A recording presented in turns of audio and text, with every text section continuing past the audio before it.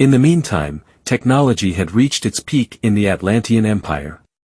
Their scientists had started playing with nuclear energy and set off nuclear bombs in deserted areas, and even in the ocean, very similar to what we have been doing in modern times.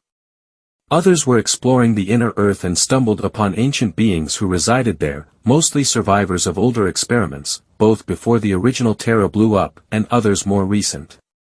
The Atlanteans found that the underground world was teeming with intelligent life forms, and huge caverns, tunnel systems and even cities were everywhere.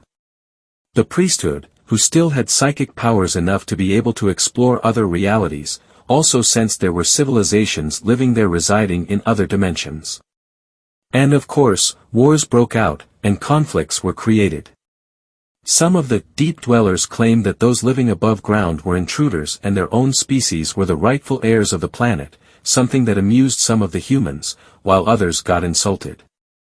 No one, however, took time to find out if the deep dwellers were correct or not, and even if they were, no one would want to admit to it anyway. When the deep dwellers didn't want to allow those from the surface to invade their peaceful territory, the Atlanteans proceeded by force. Troops were sent down to either kill those who were resistant, or threaten to kill them. Either way, the Atlanteans proceeded and explored more and more of the underground worlds.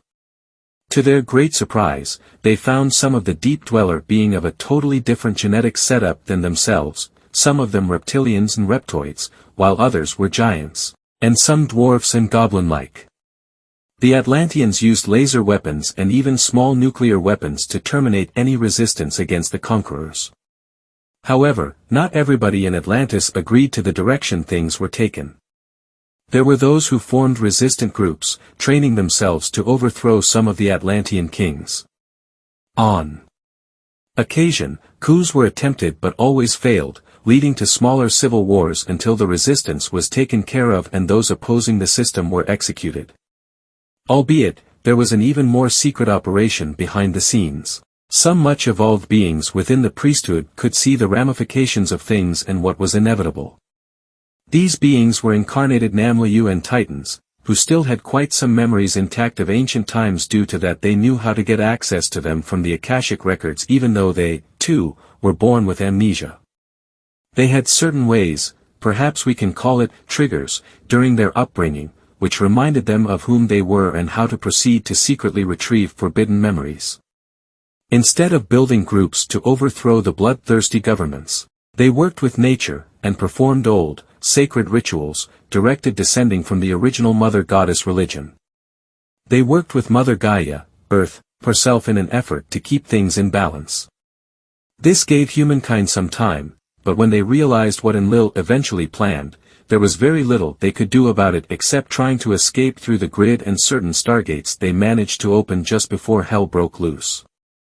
Not all managed to escape, and some are still being recycled/reincarnated here on Earth, but a few succeeded and have ever since overlooked the progress of mankind, up to this very day. They have formed one or more groups in other dimensions and go under many different names. However, none of these names is correct, but still represent the same groups of ascended masters.